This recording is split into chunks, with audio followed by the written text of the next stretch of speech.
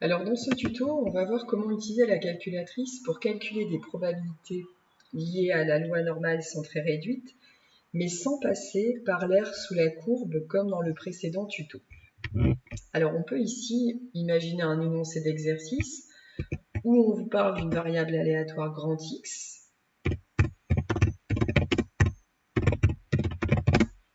qui suit une loi normale. Je précise bien loi normale centrée réduite, parce que nous allons voir dans ce chapitre 10 tout ce qui concerne les lois normales centrées réduites. Nous verrons dans le chapitre 11 qu'on a généralisé la notion de loi normale et qu'elles ne sont pas nécessairement centrées réduites. Cependant, la démarche sur la calculatrice va rester quasiment identique. Donc si vous suivez bien ce tuto, vous saurez réitérer le processus pour le chapitre 11. Donc si on a une variable aléatoire qui suit une loi normale centrée réduite, on peut se demander comment calculer cette probabilité-là. Je la donne totalement au hasard. Non, je vais peut-être pas la donner totalement au hasard. Quand même. Donc je peux me demander comment obtenir ça. Alors je sais que ça correspond à une intégrale. Hein. Je rappelle que ça correspond à une certaine intégrale. Cependant, votre fonction petit f n'a pas de primitive explicite. Donc, vous ne pouvez pas passer par le calcul intégral pour obtenir cette probabilité. C'est la raison pour laquelle vous allez utiliser votre calculatrice. Alors maintenant, dans votre calculatrice, vous allez devoir lui rentrer des hypothèses de départ pour pouvoir faire en sorte qu'elle calcule cette probabilité. Alors, dans votre menu, donc on n'oublie pas, on a choisi 2 et 3. Ce sont des valeurs qui vont être importantes à utiliser dans la calculatrice. Donc on a un menu ici, et on va aller dans le menu Stat. Dans le menu Stat, on va choisir Distribution, F5. On a plusieurs choses ici. Vous avez déjà appris à utiliser tout ce qui concerne la loi binomiale pour les variables aléatoires discrètes. Nous allons aller choisir Normal. Alors là, vous allez avoir 3 possibilités, et il ne faut pas vous tromper. NPD, NCD et inverse. Alors nous allons utiliser les deux derniers. Le premier n'a rien à voir avec le calcul d'une probabilité. NPD, NPD, le P c'est pour point. Si vous utilisez ça, ça va vous permettre de trouver des valeurs d'image, ce qui se passe en un point. Donc l'image de 3 par votre fonction petit f, je vous rappelle que votre fonction petit f est la fonction, je vais la chercher parce qu'elle n'est pas évidente à écrire, et cette fonction-là,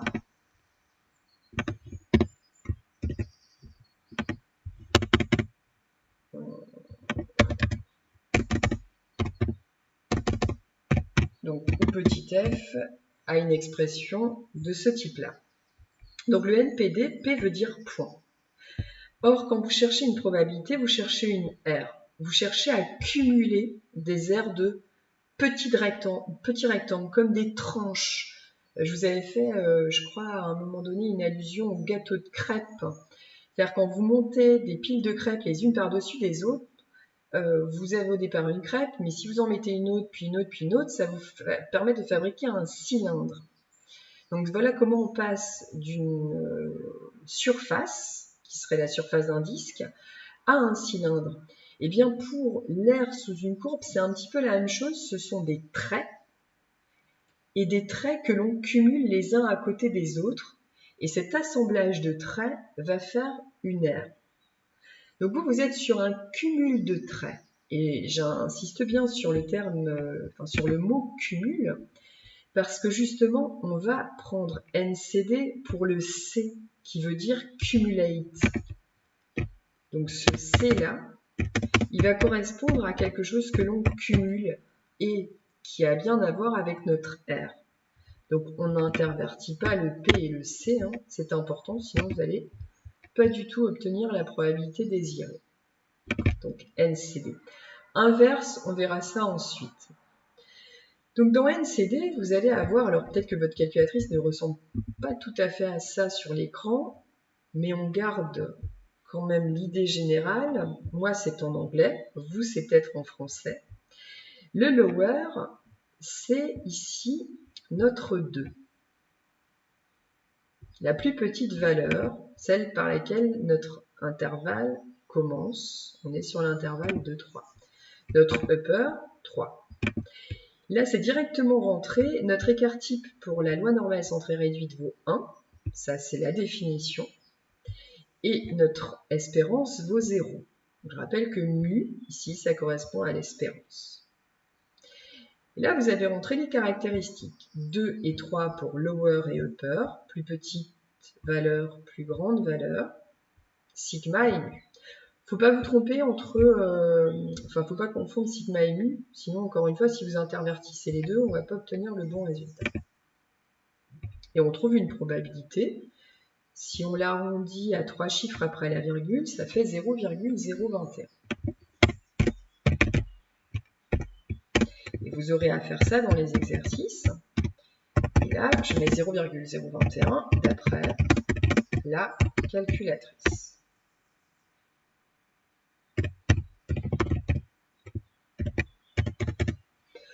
On pourrait aussi vous demander de calculer un autre type de proba, c'est-à-dire non pas quand x est compris entre 2 et 3, mais par exemple quand x est supérieur ou égal à 2. Comme vous avez pu le voir, on va vous demander un lower et un upper. Donc il faut traduire ça dans votre tête en se demandant à quoi ça correspond. Alors je rappelle qu'être plus grand que 2, ça veut dire 2, 2,5, 3, jusqu'à plus l'infini. Alors même si on ne l'écrit pas, il faut imaginer donc dans sa tête qu'on est sur un intervalle qui est de cette forme-là, c'est-à-dire votre x, il appartient à 2 plus l'infini. Maintenant, comment rentrer ça sur votre calculatrice?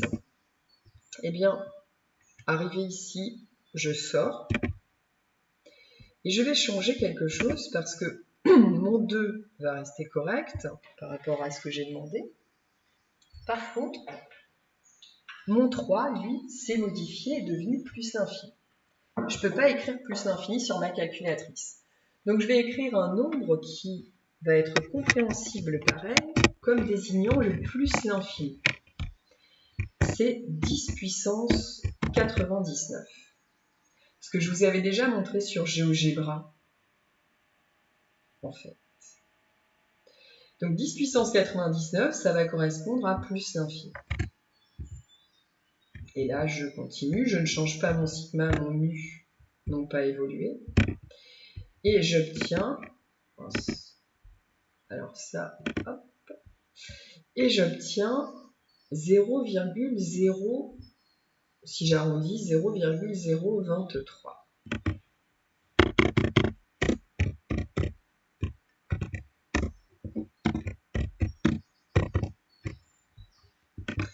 Voilà un autre type de probabilité qu'on peut vous demander. On peut aussi vous demander P de x inférieur ou égal à 2. Car on aurait placé le symbole dans le sens contraire. Cette fois-ci, ça correspond à un intervalle qui va être moins l'infini 2.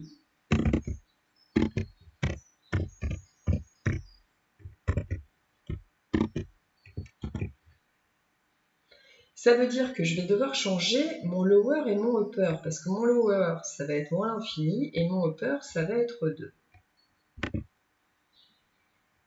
Donc là, je sors. Mon lower, donc moins l'infini.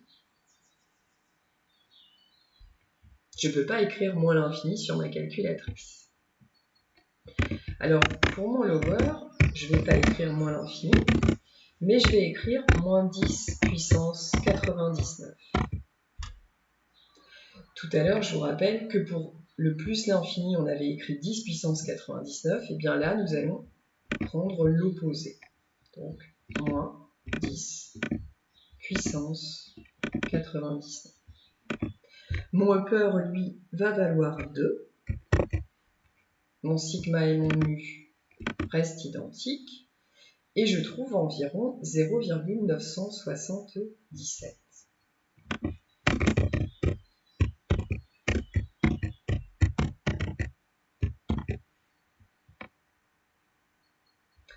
On peut constater que lorsqu'on ajoute ces deux-là, ça vaut 1, puisque là, ça correspondrait à l'air qui est avant 2,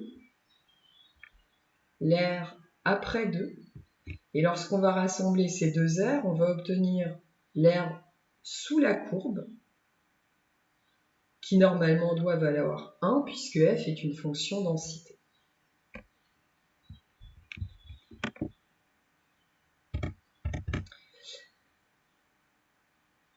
Donc là, on a vu comment obtenir des probabilités. Grâce à la calculatrice, loi normale centrée réduite. Je sors, je reviens dans distribution, dans normal, et donc LCD, il faut garder en tête le fait que ça permet de calculer des probabilités sur une calculatrice Casio. Et j'en ai fini. Au revoir.